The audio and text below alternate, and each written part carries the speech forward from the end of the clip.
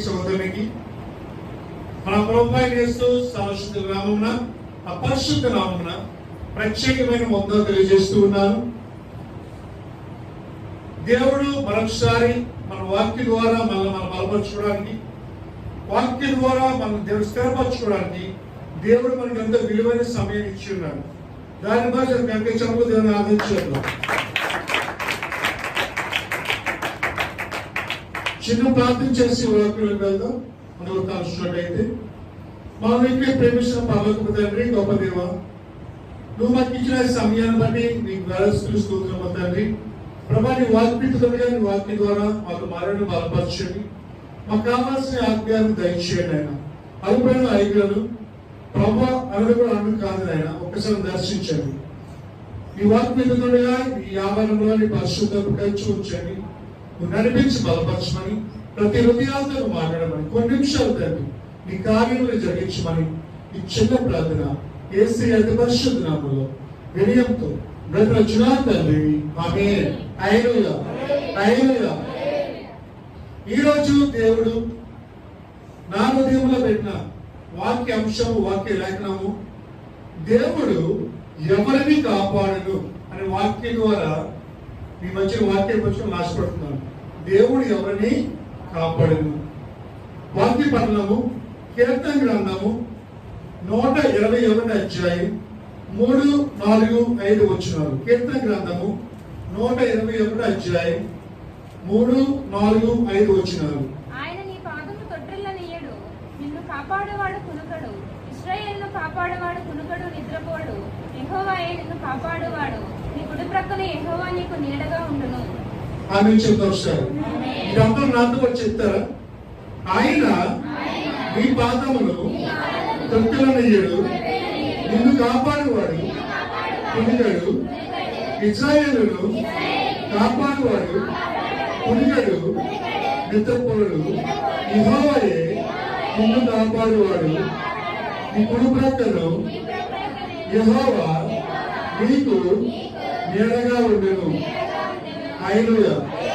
ఎంత గొప్ప మాట దేవుడు సెలవిస్తున్నాడంటే, ఆయన నిన్ను కాపాడేవాడు కునికడు. మన దేవుడు మనల్ని కాపాడేవాడు. మన దేవుడు మనల్ని ఒట్టికి చేర్చేవాడు. ఆపదల్లోంచి, కష్టాల్లోంచి, ఇబ్బందుల్లోంచి, ఇరుకుల్లోంచి, బలహీనతల్లోంచి ఆయన మనకి విడుదల చేసే దేవుడు మన దేవుడు. ఆయన ఇప్పుడు మన గురించి ఆలోచించేవాడు. ఈ లోకంలో నీ గురించి ఎవరు ఆలోచించినా ఆలోచించకపోయినా ఒక వ్యక్తి ఎప్పుడు నీ గురించి ఆలోచిస్తూనే ఉంటాడు. ఆ వ్యక్తే సర్వశక్తి గల దేవుడు. హల్లెలూయా. ఈ లోకంలో నువ్వు అనుకుంటున్నావు, నా గురించి ఎవరు ఆలోచిస్తారులే, నన్ను ఎవరు పట్టించుకుంటారులే, నన్ను ఎవరు చూస్తారులే అని నువ్వు అనుకుంటున్నావేమో, కానీ యేసు అంటున్నాడు, నిన్ను గురించి నేను ఆలోచిస్తున్నాను అంటున్నాడు దేవుడు. హల్లెలూయా. మన దేవుడు మన కాపాడేవాడు.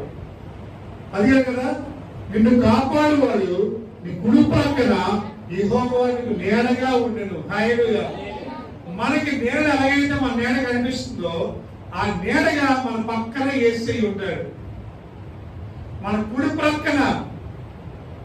ఎందుకంటే మనతో పాటు ఎప్పుడు వచ్చేది ఏంటి? నీడ మాత్రమే. శాడ ఒకటే మనతో పాటు వస్తుంది. అలాగే ఆ శాడలాగా యేసయ్య కూడా ఎప్పుడు మనతోనే వస్తాడు. హల్లెలూయా. మన దేవుడు గొప్ప దేవుడు అన్నాడు. నువ్వు ఆయన విడిచిపెడతావేమో, ఆయన మాత్రం నేను. అయితే యేసయ్య ఎవరిని కాపాడుతాడు? ఎటువంటి వారిని యేసయ్య కాపాడుతాడు? కొన్ని విషయాలు మీతో పంచుకొని ఆశపడుతున్నాను. మొట్టమొదటిగా యేసయ్య ఎవరిని కాపాడుతాడంటే విశ్వాసులను కాపాడును. యేసయ్య మొట్టమొదటిగా ఎవరిని కాపాడును? విశ్వాసులను కాపాడును. వాక్య లేఖనము కీర్తన గ్రంథం 31:23 చూస్తే, కీర్తన గ్రంథము 31:23. యెహోవా భక్తులారా, మీరందరూ ఆయనను ప్రేమించుడి. యెహోవా విశ్వాసులను కాపాడును. గర్వముగా ప్రవర్తించే వారికి ఆయన గొప్ప ప్రతీకారము చేయును. చూడండి. హల్లెలూయా. యెహోవా భక్తులారా అంటే ఎవరికి చెప్తున్న మాట? ఎవరి కోసం చెప్తున్న మాట ఇది? ఎవరు భక్తులు? ఎవరు? ఇప్పుడు మనం అందరూ భక్తులమే కదా. అంటే మనకి చెప్తున్న మాట యెహోవా భక్తులారా మీరందరూ ఆయనను ప్రేమించుడి. ఆయన అంటే ఎవరు? యేసయ్యను ప్రేమించుడి. ఎందుకంటే నిన్ను ఏమన్నాడు? విశ్వాసులను కాపాడును. అండర్లైన్ చేసుకోండి. అంటాడు విశ్వాసులను ఆయన కాపాడును. ఎవరైతే యేసయ్య మీద విశ్వాసం ఉంచుతారో, ఎవరైతే యేసయ్య మీద నమ్మకం ఉంచుతారో, ఎవరైతే యేసయ్య మీద పూర్తిగా అనుకుంటారో వారిని దేవుడు కాపాడును. హల్లెలూయా. మనము యేసయ్య మీద విశ్వాసం ఉంచాలి. అప్పుడు దేవుడు మనల్ని ఏం చేస్తాడు? కాపాడుతాడు. యేసయ్య మీద పూర్తిగా నమ్మకం ఉంటేనే యేసయ్య మనల్ని కాపాడుతాడు. అంటే యేసయ్య మనల్ని కాపాడుతాడు, రక్షిస్తాడు అన్న నమ్మకం మనకు ఉండాలి. రక్తస్రావం గల స్త్రీగా నమ్మకం ఉంది కాబట్టి ఆమె కాపాడాడు, దేవుడు రక్షించాడు. రక్తస్రావం గల స్త్రీ తన ధనాన్నంతా వెచ్చించింది, తన ఆస్తి అంతా వెచ్చించింది. కొన్ని సంవత్సరాలుగా 12 సంవత్సరాల నుంచి ఆమె బాధపడుతూనే ఉంది ఆ వ్యాధితో. అయితే ఒక విశ్వాసం, ఆమె ఒక మాట విన్నది. ముందుగా ఏం చేశాడు యేసయ్య? యాయిరు కుమార్తెకి వెళ్ళి యాయిరు కుమార్తె బ్రతికించి ఆ దారాపుంటా యేసయ్య వెళ్తూ ఉన్నాడు. అంటే యేసయ్య యాయిరు కుమార్తెకి వెళ్తున్నాడు, వెళ్ళి ఆమె రక్షించడానికి వెళ్తున్నాడు. ఈ మాట ఎవరు విన్నారంటే రక్తస్రావం గల స్త్రీ విన్నది. అంటే ఒక మార్గంలో యేసయ్య వెళ్తున్నాడు కాబట్టి ఆయనను చూడాలి, ఆయనను కలుసుకోవాలి. ఆయన దగ్గరికి వెళ్తే నాకు దేవుడిని కాపాడుతాడు, ఈ వ్యాధి నుంచి నాకు విడుదల ఇస్తాడు ఒక నమ్మకం ఆమెకి. వెళ్ళాడు. వెళ్తున్నప్పుడు యేసయ్య వెళ్తున్నప్పుడు ఇప్పుడు వెళ్ళింది. అనేక జన సమూహములు ఉన్నారు. ఇప్పుడు వెళ్ళైపోతుంది. చుట్టూ చాలా మంది ఉన్నారు. ఆమె వెళ్ళి యేసయ్య శంకుని ముట్టుకుందండి. యేసయ్య యేసుకున్న అంగిని ముట్టుకోగానే ఆమెలోకి ఏమొచ్చింది? గొప్ప ప్రభావం వచ్చి ఆమె స్వస్థపరచబడింది. హల్లెలూయా.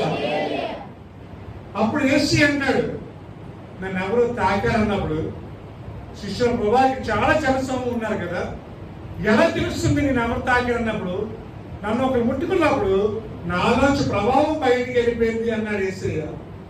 వెంటనే స్త్రీ భయపడుతూ వెళ్ళి, ప్రభువా నేను నిన్ను ఉన్నాను, నీ విశ్వాసం గొప్పదమ్మా, సమాధానం కలదాని నుంచి వెళ్ళు అన్నాడు. హల్లెలూయా. ఎవరైతే యేసయ్య మీద విశ్వాసం ఉంచుతారో, ఎవరైతే యేసయ్య మీద నమ్మకం ఉంచుతారో వారిని దేవుడు ఖచ్చితంగా కాపాడుతాడు. ఇంకా మాట్లాడు, గర్భముగా ఉన్నవారిని ఆయన ఏం చేస్తాడు? ఈ కింద వచ్చి ఉంది కదా, గర్వముగా ప్రవర్తించే వారికైనా గొప్ప ప్రతీకారము చేయను. గర్వించేవారిని యేసయ్యకి ఇష్టం లేదు, విశ్వాసం ఉన్నవారిని యేసయ్యకి ఇష్టం. నీకు ఉండొచ్చు ఆస్తిపాస్తులు, మంచిదే, నువ్వు డబ్బు ఉన్నవాడు అయి ఉండొచ్చు, కోటీశ్వరుడు అయి ఉండొచ్చు, కానీ యేసయ్య కానీ అన్ని తక్కువే. కాబట్టి అది చూసి నా అంత తోడు లేదు అని అనుకుంటే అక్కడే దేవుడు ప్రతనము స్టార్ట్ అయిపోతుంది. గొప్ప రాజు నెబుకద్నెజరు గర్వించడం వల్ల గడ్డి తినలే చేశాడు దేవుడు.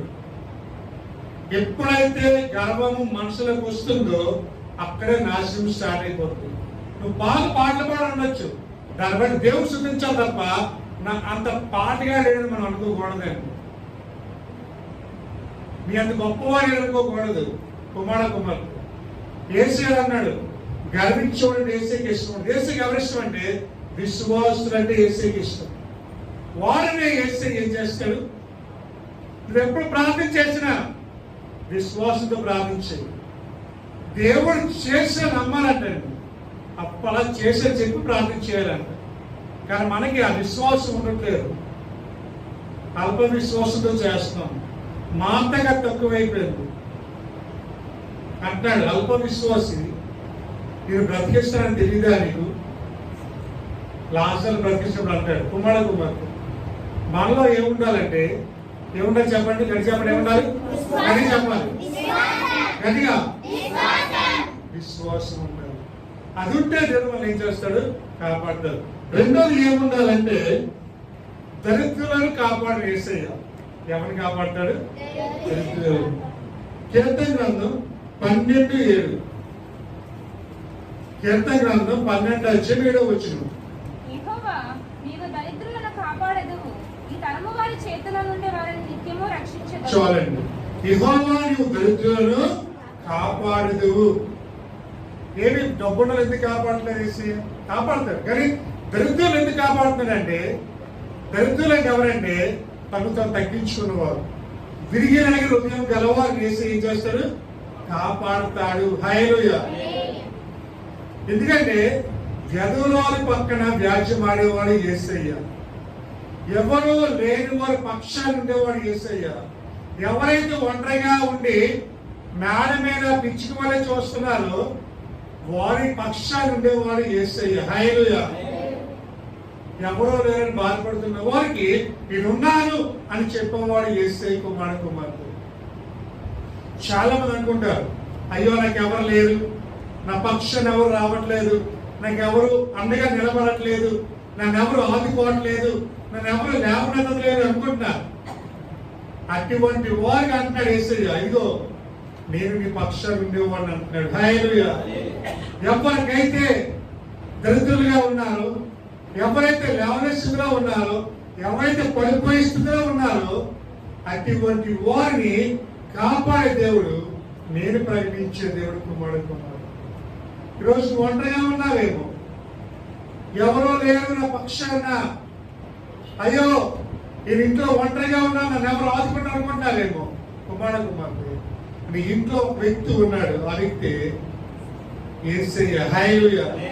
కుమార్తె, ఎవరూ లేక ఒంటరిగా ఉన్న నిన్ను యేసయ్య ఏం చేస్తున్నాడు? ఆదుకోబోతున్నాడు. ఈరోజు దరిద్రులు ఆదుకున్నాడు యేసయ్య. ఎవరో లేరు అనుకున్న వాటిని యేసయ్య ఆదుకున్నాడు. కుమార్తె పేతురు గారు అంతగా జ్వరంతో ఉన్నారు, యేసయ్య వెళ్ళి అన్ని ఆదుకున్నాడు. ఎందుకంటే వారికి ఏమీ లేదు, శిష్యులకి పాప అందరూ కూడా చదువు లేని వారు, చేపలు పట్టి జాలర్లు. ఒక వెలికి చెప్పాలి, అందరూ దరిద్రులే ఒక మాటలో చెప్పాలంటే. కానీ వారిని దేవుడు ఏం చేశాడంటే మనుషులు పడి జాలులుగా మార్చాడు. హల్లెలూయా. దేవుడు అటువంటి అద్భుతం చేసే దేవుడు అండి. మన పక్షాల నుండి ఒకవేళ నుండి తల్లిదండ్రులు విడిచిపెట్టి వెళ్ళిపోయాము, ఒకవేళ నువ్వు నవమాసాల మోసి కన్నా దగ్గర విడిచిపెట్టి వెళ్ళిపోవచ్చేమో, కానీ ఆ యేసయ్య మాత్రం నిన్ను విడిచిపెట్టేవాడు కాదు. కుమారుడు, ఈరోజు నువ్వు ఒంటరిగా ఇంట్లో ఉంటున్నావు, కానీ నీ పక్షాన నీ ఇంట్లో యేసయ్య నువ్వు చోటు ఇవ్వాలి. అలా చోటిస్తేనే దేవుడి కుటుంబం రక్షణగా ఉంటాడు. పొట్టు చక్కయ్య తన ఇంట్లోకి ఎవరిని తీసుకెళ్ళాడు? చెప్పండి, ఎవరిని? ఈ రోజు తీసుకెళ్ళవా యేసయ్యను? నువ్వే ఇక్కడ రావట్లేదు, నీకు యేసయ్యని ఏం తీసుకెళ్తావు? యేసయ్యకి వచ్చాడు, ప్రభా ఈ రోజు మనకి వెళ్ళి ప్రభా అని పిల్లలు నువ్వు. మనసు పిల్లడానికి సమయమే లేకుండా పోతుంది.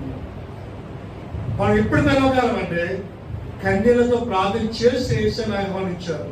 మోకాళ్ళ మీద ఉండి యేసయ్య వైపు చేతులు ప్రార్థన చేసి ప్రభాను మా ఇంట్లోకి రా ప్రభాను ప్రార్థన చేయాలి. అప్పుడు మన ఇంట్లోకి వచ్చి మనతో పాటు ఆయన మనతో పాటు ఉంటాడని వాక్యం సెలవిస్తూ ఉంది. యేసయ్య చూస్తున్నాడు, పిలుస్తావేమో అని, కానీ పిలవట్లేదు. ఆయన రాలేని పక్షంలో ఉన్నట్టు మాడుతున్నాడు. రెండోదిగా ఆయన ఎవరిని ఆడుకుంటాడు? దరిద్రులు ఆడుకున్నాడు. మూడోదిగా చూసినట్టయితే ఆయన ఎవరిని ఆడుకుంటాడంటే ఆశ్రయించు వారిని ఆయన కాపాడును. ఎవరిని? ఆశ్రయించు వారిని కాపాడు. కొంచెం పరిశుద్ధ గ్రంథం నుంచి కీర్తన గ్రంథం 5:11 వచ్చింది. కీర్తన 5:11. నిన్ను ఆశ్రయించు వారందరూ సంతోషించుదురు, నీవే వారిని కాపాడుదువు గనుక వారు నిత్యము ఆనంద ధ్వని చేయుదురు. చాలండి, ఎంత మంచి మాట అన్నాడండి. నిన్ను ఆశ్రయించి వారందరూ సంతోషిస్తారంట. వారందరూ వేసి ఏం చేస్తాడు? కాపాడతాడు. నిత్యము ఆనందమని చేయుదురు. ఎవరైతే దేవుని ఆశ్రయిస్తారో, ఎవరైతే దేవుని నీడకి వెళ్తారో ఎవరు దేవుడి మీద పూర్తిగా ఆనుకుంటారో వారిని దేవుడు కాపాడమే కాకుండా వారి జీవితంలో నిజమైన సంతోషాన్ని ఇస్తాడు. చదువుతుంది ఒకసారి.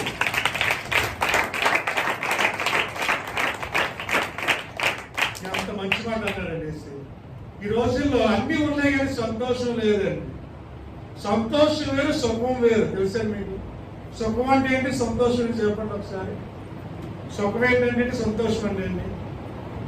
సుఖం అంటే ఏసీ, ఒక బెంచ్ కారు, 3 అంతస్తుల మేడ, ఏమండి, రోజు మంచి కూరలు మంచి భోజనం తింటే సుఖం. సంతోషం అంటే ఏం తెలుసండి? ఇవేమీ లేకపోయినా మనసుని ఆనందించుకోవడం. హల్లెలూయా. అబ్బకు అంటాడు, నాకు ఆహారం లేకపోయినా, నాకు తిండి లేకపోయినా, నాకు పశువులకు మేత లేకపోయినా దేవుళ్ళను నిత్యము ఆనందించున్నాను అన్నాడు. హల్లెలూయా. మనకు నిజమైన సంతోషం ఎప్పుడు వస్తుందంటే యేసే మాట మనలోని, మన మాటలు ఆయనలో ఉన్నట్టయితే అప్పుడు పరిపూర్ణమైన సంతోషం మనకు వస్తుంటాం. ఇంట్లో అన్ని ఉంటాయి, సంతోషం అన్ని ఉంటాయి, కానీ మనసులో తెలియని ఒక ఆందోళన ఉంటుంది. అన్ని ఉంటాయి కానీ మొక్కలో నవ్వు ఉండదు. అది కాదండి సంతోషం అంటే. ఏముంటా లేకపోయినా నిత్యము దేవుల్లో సంతోషించేవాళ్ళు. ఆ భాగ్యం దేవుడు మీకు ఇవ్వాలని ఆశపడుతున్నాడు. కుమారుడు ఇది ఎప్పుడు సంతోషం ఉండాలి. ఎందుకంటే అన్ని ఇచ్చే దేవుళ్ళు కలిగి ఉన్నారు. ఈరోజు మీలో ఎందుకు ఆనందం తప్పైపోయింది తెలుసండి? మీరు అవ్వలేరు, ఏసై లేడు కాబట్టి సంతోషం లేదు నీకు, అంతే. ఇంట్లో అన్ని ఉన్నాయి కానీ ఏసై లేడు నీ జీవితంలో, కాబట్టి సుఖం ఉంది కానీ సంతోషం లేదు. చక్కగా అన్ని చేస్తున్నావు కానీ ఆనందం మాత్రం పొందలేకపోతున్నాం. ఎక్కడో తెలియని ఒక ఆందోళనలో ఉంటుంది. కారణం ఏంటంటే ఆ ఒక్క ఆందోళన దేవుడు లేకపోవడమే. ఎవరి జీవితంలో అయితే ఏసీ ఉంటాడో, ఎవరి జీవితంలో అయితే ఆ రక్షకుడు ఉంటాడో, వారి జీవితంలో నిజమైన సంతోషం. హల్లెలూయా. హృదయం వ్యక్తిగా మారాలంటే మీలోకి ఎవరు రావాలి? అంటే అన్నాడు, నీ చిన్న హృదయంలో నాకు కొద్దిగా చోటు ఇవ్వంటున్నాడు ఏసీ. మన హృదయం ఎంత ఉండాలి? చిన్న హృదయం. కానీ అందులో ఎవరికి చోటు ఇవ్వాలి? ఏసీకి చోటు ఇవ్వాలి. అప్పుడే నిజమైన సంతోషం అని అన్నాడు. నిత్యము నేనేం చేస్తాను అంటున్నాడు? ఆనందింప చేస్తాను. నిన్ను కాపాడమే కాదు. ఎప్పుడు కాపాడతాడంటే మనము యేసయ్యను ఆశ్రయిస్తే. ఆశ్రయించడం అంటే ఏం చెప్పండి? ఆశ్రయించడం అంటే ఇప్పుడు ఫర్ ఎగ్జాంపుల్ చూడండి, తుఫాన్ వచ్చింది. వరదబాధితులకు ఏం చేస్తారు? ఆశ్రయం కల్పిస్తారు కదా. ఇప్పుడు వందలో ఇల్లు కొనుక్కోమని రీసెంట్ తుఫాన్ వచ్చింది, చాలా ఊళ్ళు మునిగిపోయాయి. మునిగిపోయినప్పుడు వాళ్ళ మునిగిపోయిన వారికి ఏం చేశారు? ఒక ఆశ్రయం కల్పిస్తారు. ఒక స్కూల్లోనో లేకపోతే ఒక ఈ సచివాలయాలు అక్కడ పెట్టి వాళ్ళని ఆశ్రయిస్తారు. అలాగే క్రైస్తవులుగా మనం ఎవరి దగ్గరికి వెళ్ళిపోవాలి? ఇప్పుడు దేవుని దగ్గరికి వెళ్ళిపోవాలి. ఆయన మనకి కేడము, రక్షణ, దుర్గమైన. హల్లెలూయా. అందుకే తొందరకి వెళ్తారంటే చూడండి, మొదలు వచ్చిన మహోన్నతిని చోట నివసించువాడే సర్వశక్తుడైన విశ్రమించువాడు. హల్లెలూయా. మహోన్నతిని చోట నివసించువాడే అంటే ఆయన నేలలో నివసించువాడే. ఆయన దగ్గర ఉన్నవాడికే ఆయన కాపాడుతాడు. హల్లెలూయా. యేసే మనం కాపాడాలంటే మనము యేసుకి వెళ్ళాలి, ఆయన ఆశ్రయించాలి, ఆయన సన్నిధిలో మనం ఉండాలి. అందుకనే దావీదు మహారాజు నీ సన్నిధిలో నిత్యము నిలిచే భాగ్యం నీకు ప్రభువా అంటాడు. హల్లెలూయా. 84 కీర్తనలో కుమారుడు దావీదు వలె మనం కూడా ఉండగలగాలి. ఎవరైతే దేవుని ఆశ్రయిస్తారో, ఎవరైతే దేవుని మీద ఆదుకుంటారో, ప్రభా నువ్వే సర్వస్వం అంటారో, దేవుడు వాళ్ళని కాపాడమే కాదు వారి జీవితంలో నిజమైన సంతోషాన్ని ఇస్తాడు. హల్లెలూయా. సుఖం ఉండాలి కాదంటలేదు, సుఖము కన్నా ఇంపార్టెంట్ ఏంటి? సంతోషం. మీ ఇంట్లో బ్యాగులు ఉన్నాయి, అన్ని ఉన్నాయి, కానీ ఇంట్లో ఏలేదు, సమాధానం లేదు. అది కొరవైపోయింది. దేవుడు అంటున్నాడు. నువ్వు సమాధానం కావాలంటే దేవుడి దగ్గరికి వెళ్ళాలి కుమారుడు. సుఖము కన్నా సంతోషం చాలా ముఖ్యం. తర్వాత చూసినట్టయితే 4వదిగా ఈ చెప్పుగిస్తాను, భయభక్తులు గలవారిని నేను కాపాడును. ఎవరిని కాపాడు? భయభక్తులు గలవారిని కాపాడు. కీర్తన గ్రంథం 33:18-19. కీర్తన గ్రంథం 33:18-19. వారి ప్రాణమును మరణము నుండి తప్పించుటకును, కరువులో వారిని సజీవులుగా కాపాడుటకును యెహోవా దృష్టి ఆయన యందు భయభక్తులు గల వారి మీదను, ఆయన కృప కొరకు కనిపెట్టు వారి మీదను నిలుచుచున్నది. చూడండి ఆమె ఒకసారి ఎవరి మీద ఉందని దృష్టి చెప్పండి. ఎవరి మీద? యెహోవా యందు భయభక్తులు గలవారి మీద. హల్లెలూయా. ఎవరి మీద చెప్పండి? యెహోవా యందు భయభక్తులు గలవారి మీద. భయము భక్తి 2 అర్థాలు ఉన్నాయి. మన క్రైస్తవ జీవితం ఎలాగైపోయిందంటే భయం ఉంటే భక్తి లేదు, భక్తి ఉంటే భయం లేదు. ఇలాగ అంటే మన జీవితంలో అన్ని చేస్తున్నాం కానీ ఎవరికి భయపడలే? దేవునికి భయపడలే. అందుకే దేవుడు మనల్ని కాపాడలేదు. మన మరణాన్ని దేవుడు తప్పించాలన్నా, కరువు నుంచి మన దేవుడు కాపాడాలన్నా మనం భయపడవలసింది ఎవరికంటే యెహోవాకు భయపడాలి. హల్లెలూయా. దేవునికి భయపడాలి.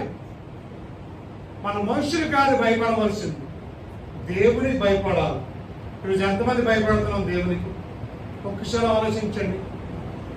భయం ఉందా దేవుడు అంటే మనకి?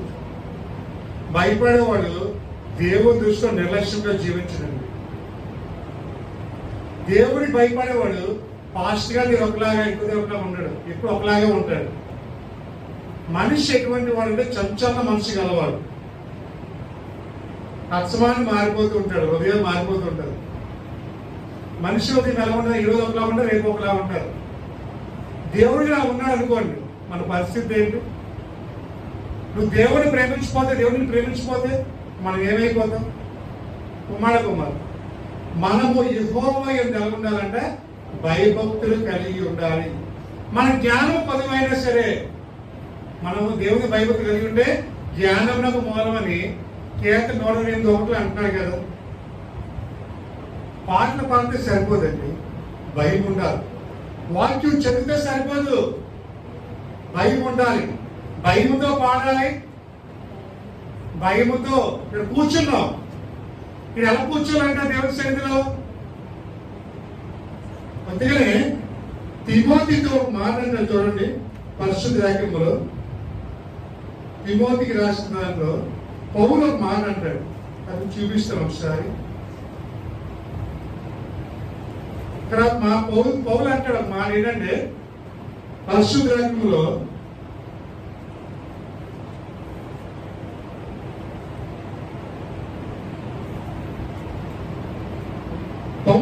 పౌతాన్ని ఏంటంటే నేను ఒకవేళ రాకడ ఆలస్యం అయితే, ఒక లేట్గా వస్తే నా ప్రజలు దేవుని మందిరంలో ఎలా ప్రవర్తించాలో నాకు నేను నేర్పిస్తాను అన్నాడు. హల్లెలూయా.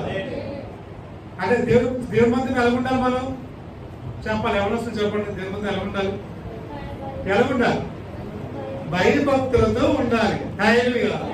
అంటే ప్రార్థన అవుతుంది, కొద్దిగా భయం ఉన్నట్టు ఏంటంటే ఒకసారి అంటే చెప్పండి. ఇప్పుడు ప్రార్థన అవుతుందమ్మా, నువ్వు కొల్లింపు చూస్తున్నావు అంటే నీకు ఏమి లేదు, ఇప్పుడు లేదు అసలు. అది లేదు కాబట్టి ధైర్యంగా కొల్లింపు. అమ్మో దేవుడు చూస్తున్నాడు, రేపు పొద్దున లెక్క అడుగుతాడు నన్ను, నా పరిస్థితి ఏంటి రేపు పొద్దున అని మనం భయపడట్లేదు దేవునికి. అందుకే ధైర్యం కొల్లింపోను. లేకపోతే ప్రార్థన కొల్లిపుతాం. అసలు నీకు భయం లేదు కాబట్టి కొల్లిపుతున్నావు. భయం ఉంటే నువ్వు ప్రార్థనలో మాట్లాడతావా? నువ్వు ప్రార్థనలో మాట్లాడుతున్నావు నీకు ఏం లేదు, భయం. దేవుడు అంటే భయం లేదు, మనుషులు అలుగుతుంది అండి. ఎలాగే మనుషులు భయపడరు, అయ్యగారన్నా భయపడరు, సంఘస్థులు ఏమన్నా ఎవరికి భయపడరు. కనీసం దేవుడికైనా భయపడాలి కదా మనం. చెప్తామ్మా ప్రార్థనలో మాట్లాడకండి, మా బాధ్యత మేము చెప్పిస్తాం. ఇప్పుడు నీ బాధ్యత ఏంటి? మాట్లాడకుండా కళ్ళు మూసుకొని దేవునితో నువ్వు మాట్లాడాలి. నీ కళ్ళు ఎప్పుడే దేవుడు నీతో మాట్లాడతారా? ప్రార్థన అంటేనే దేవుడితో మాట్లాడటం. ప్రార్థన చేస్తూ ఉంటాం, కళ్ళు ఎక్కువ చూస్తున్నాం అంటే నీలో భయం అనేది లేదు అని అర్థం. హల్లెలూయా. మనం ఎంత పాటలు పాడినా మన దేవుడికి వెళ్ళవచ్చు. అది భయభక్తి అంటారు. బయటే లోపల భక్తి ఏంటంటే మనం ఏం చేసినా దేవుడి కనుదృష్టి మన మీద ఉంది అని మర్చిపోకూడదు. కుమారుడు God is watching every one. అందరి మీద కనుదృష్టి ఉంది. నువ్వు ఇంట్లో ఉన్నా దేవుడిని చూస్తున్నాడు, పొలంలో ఉన్నా దేవుడిని చూస్తున్నాడు, కాలేజీలో ఉన్నా దేవుడిని చూస్తున్నాడు, ఉద్యోగంలో ఉన్నా దేవుడు, ఎక్కడున్నా దేవుడిని. అప్పుడు నీ ప్రవర్తన ఎలా ఉంది అని దేవుడు ఒక దినాన్ని అడుగుతాడు. గుర్తుపెట్టుకో. నువ్వు నాకు ఏం చెప్తావో తెలియదు, కానీ దేవుడిని మాత్రం నిజం చెప్పాలి, అబద్ధం చెప్పకూడదు. నువ్వు ఆదివారం చర్చికి ఎందుకు రాలో కదా అబద్ధం చెప్పొచ్చు, కానీ దేవుడిని అబద్ధం చెప్పు. ప్రభా ఇదిగో కారణం నీకు అందుకే వెళ్ళాలి ప్రభా చెప్పాలి. నాకు వేరే చెప్తావు, కానీ ఆయన దగ్గర మాత్రం వేరే చెప్పు. ఎందుకంటే ఆయన తెలుసుకెళ్ళాలి, ఎందుకు వెళ్ళలేదు ఆయన దగ్గర. అబద్ధం ఎందుకు? నువ్వు అబద్ధం చెప్తున్నావు, ఏసీకి తెలీదా? నువ్వు కొల్లు పోయలేదు, ఏసీ చూడలేదు, నేను కొల్లు పోయలేదని. అప్పుడు దేవుడు అంటాడు, అమ్మా ప్రార్థన అవుతుండే ఎందుకమ్మా కొల్లు ఇప్పమని ఏం చెప్తావు? ప్రార్థన అవుతుంటే సెల్ ఫోన్లోని చాటింగ్ ఎందుకు చేస్తున్నా అడిగితే కొంతమంది ఉంటారండి, వాక్యం చెప్తున్నా సరే వాట్సాప్ చాటింగ్ చేస్తూ ఉంటారు. మరి అదేంటో నాకు అర్థం అవ్వదు. నేనేం చెప్తాం, చర్చికి వచ్చిన ఫోన్లో ఆపేయండి అమ్మా, ఫోన్లో అసమానం యూజ్ చేయకండి అంటాం. కానీ ఫోన్లో కూడా చాటింగ్ చేస్తూ ఉంటాం. హాయ్ అబ్బాయి ఎక్కడ ఉన్నాం, చర్చ్ అయితే కలుస్తారు, బయట ఉండి ఇలాంటివి చేస్తుంటారు. ఇలాంటివి చేస్తే దేవుడు చూస్తున్నాడని గుర్తుపెట్టుకో. ఆయనకి భయపడేవారు ఎక్కడున్నా సరే భయంగానే కూర్చుంటారు. సంఘంలో కూర్చున్నాము అంటే దేవుడు ఇక్కడ ఉన్నాడని విషయం మనం మర్చిపోకూడదు. కీర్తన 11 అంటాడు కదా, ఆయన తన పరిశుద్ధాలయంలో ఉన్నాడు. క్లియర్ గా రాసి ఉంటుంది అక్కడ. కీర్తన 11:4 చూడండి ఒకసారి మాట. కీర్తన 11:4. కీర్తన గ్రంథం 11:4 వచ్చింది. యెహోవా తన పరిశుద్ధాలయంలో ఉన్నాడు. చాలండి. ఎక్కడ ఉన్నాడు? ప్లేస్గా మీరు ఉన్నారు కదా. అది మనం ఎలా ఉండాలి? చాలా కేర్ఫుల్ గా ఉండాలి. అంటే ఆయన మన దగ్గర ఉన్నాడు కాబట్టి, ఏసే మనం వాచ్ చేస్తున్నాడు కాబట్టి సీసీ కెమెరాకు తప్పించుకోవచ్చేమో, కానీ ఏసేకి తప్పించుకోలేదు. కెమెరా కన్నా పవర్ఫుల్ ఆయన. నువ్వు అనుకోండి సీసీ కెమెరాలు తప్పించుకోవచ్చేమో. నువ్వు సీసీ కెమెరా తప్పించుకోవచ్చు, కానీ ఆయన దగ్గర తప్పించుకోవా? ఆయన దగ్గర నుంచి తప్పించుకోడు. ఎందుకంటే దావీదు అంటాడు, ప్రభాని పర్వతం మీదకి వెళ్ళి ఉన్నావు, అగాధ లోయలోకి వెళ్ళాను ఉన్నావు, నేను అక్కడ కాకుండా తెలిసిపోతుంది ప్రభా అని. రోజు తెలిసిపోతుంది కదా ఏసై గురించి. కాబట్టి మనం ఎవరు భయపడాలి? దేవునికి భయపడాలి. ఎవరైతే ఏసైకి భయపడతారో వారినే దేవుడు మరణములో నుండి, కరువులలోంచి ఆయన కాపాడుతాడు. హల్లెలూయా. అదే అన్నాడు కీర్తనకారుడు. మన దేవుడు తప్పించాలంటే అతను నన్ను ప్రేమించుచున్నాడు కనుక ఈయన అతను తప్పించేదను.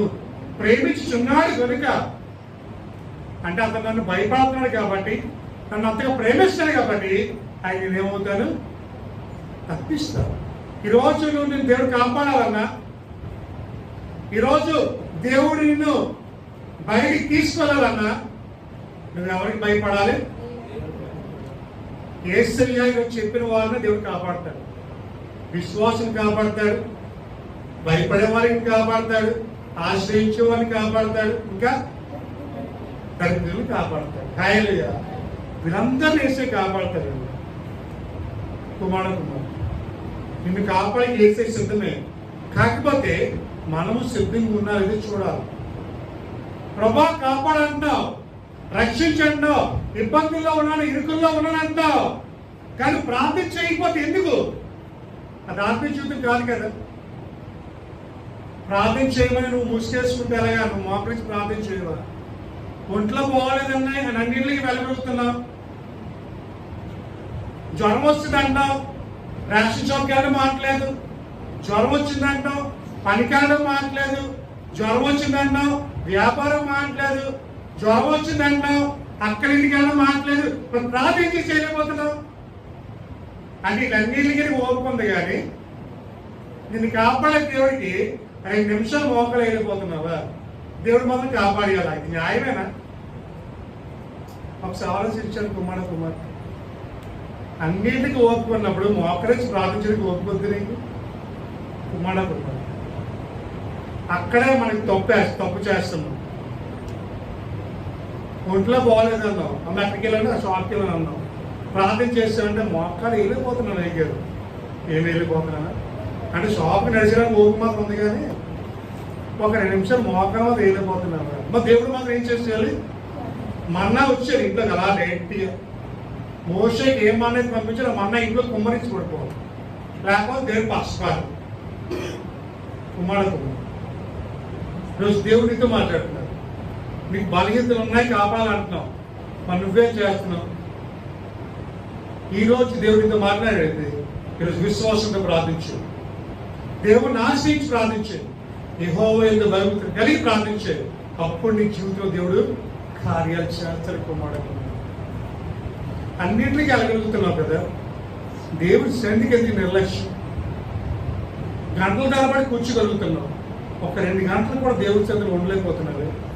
దేవుడు ఎలా కాపాడగలడు? మరి కుమారుడు ఈరోజు దేవుడు నీతో మాట్లాడుతున్నాడు. నీ ఆత్మీయ జీవితం ఎలా ఉంది? ఈరోజు నీ బ్రతుకు ఎలా ఉంది? ప్రభు కాపాడడానికి సిద్ధమే, కానీ నువ్వు కూడా విశ్వాసంతో నమ్మకంతో దేవుడు కార్యం చేస్తున్నాడని ప్రార్థించి ఖచ్చితంగా నువ్వు ఈరోజు అద్భుతాలు చూడబోతున్నావు. జీవితంలో ఆశ్చర్యాలు చూడబోతున్నావు. ఆయన జీవితంలో గొప్ప మేలు చేయబోతున్నాడు. నిజమైన సంతోషాన్ని జీవితం దేవుడు ఇవ్వాలి. నువ్వు చేయవలసింది ఒకటే. ఏం చేయాలి చెప్పండి? ఏం చేయాలి? కడి చెప్పాలి. ప్రార్థన మనమే కడిగి చెప్పలేకపోతాం. ఇంకా ప్రార్థన చేస్తాను చెప్పండి. కడిగి ప్రార్థన చేయాలని ప్రార్థించాను. కలస్టేట్ అయితే మోకాల మీద ఉంది. ఈరోజు దేవుడు నేను కాపాడే సిద్ధంగా ఉన్నాడు. నేను లేవనెత్తిన సిద్ధంగా ఉన్నాడు. అపరిశుద్ధాత్మ దేవుడు నీ జీవితం కార్యం సిద్ధంగా ఉన్నాడు. అయితే మోకరించేసి ప్రార్థించే. ఎంత చేసిన దేవుడికి ఒక 2 నిమిషాలు ప్రార్థించేయలేవను దేవునికి. ప్రభా నిజమేదైనా నాలో విశ్వాసం తక్కువైపోతుందేమో, నేను అంత భయభక్తులు కలిగి లేవేమో ప్రభా. నువ్వు చూస్తున్నావని భయం లేకుండా ఉన్నావేమో. అందుకే మాకు వ్యాధులేమో ప్రభా. అందుకే మాకు బలహీనతలేమో. అందుకే మా ఇంట్లో సంతోషం లేదేమో ప్రభా. ఈ రోజు ప్రభా ఇదిగో విశ్వాసంతో ప్రార్థన చేస్తున్నాను. నిన్ను ఆశ్రయించి ప్రార్థన చేస్తున్నాను. నీ యొక్క భయము భక్తితో ప్రార్థన చేస్తున్నాను. తండ్రి ప్రభా ఒక్కసారి దర్శించి ప్రభా ప్రార్థించు. నీకే బలహీనత ఉన్నా, ఏ వ్యాధి ఉన్నా ఏసే పాదాల చెంత దగ్గరికి ప్రార్థించు. ఆయన దగ్గర చెప్పు నీ వ్యాధి ఏంటో. ఈరోజు దేవుడు నిన్ను చూస్తున్నాడు. నీ ప్రార్థన ఆలకించిపోతున్నాడు.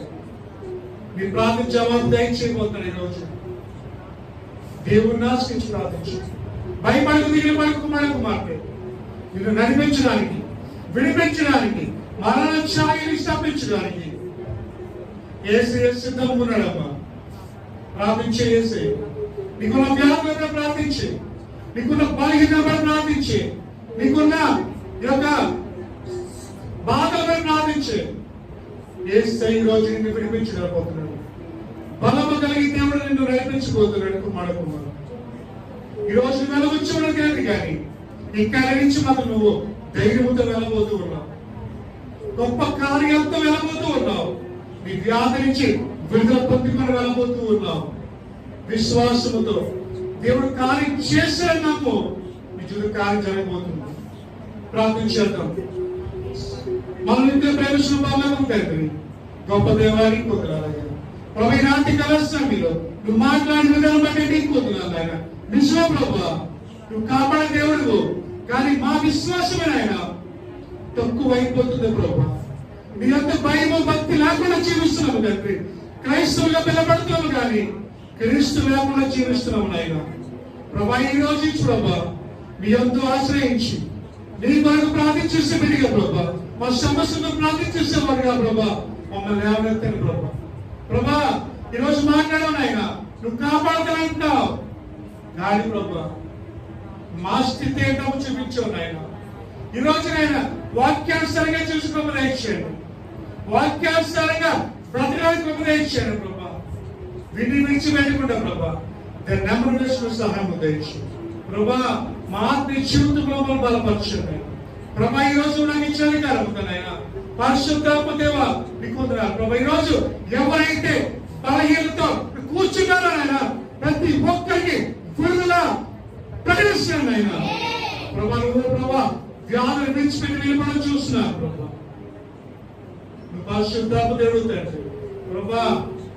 నువ్వు మాట్లాడే దేవయ్యాడు ప్రభా. ఈ రోజు ఎవరైతే కన్నీరుతో ప్రార్థన చేస్తున్నారు వారి కన్నీరు తొడవడైనా సంతోషకరముతో పండుగకు ఉపదేశించారు ప్రభా. ఈ రాత్రి కలస్తాను నీ ఆత్మ ద్వారా నడిపించండి, నీ బలము ద్వారా నడిపించండి ప్రభా. ఎంతమంది వాక్యాలు ఈ వాక్యం ప్రభా వారి జీవితంలో ఫలవంతం చేయండి, నెమ్మది విశ్రాంతి తెచ్చండి, అభివృద్ధి చేయండి ఆయన.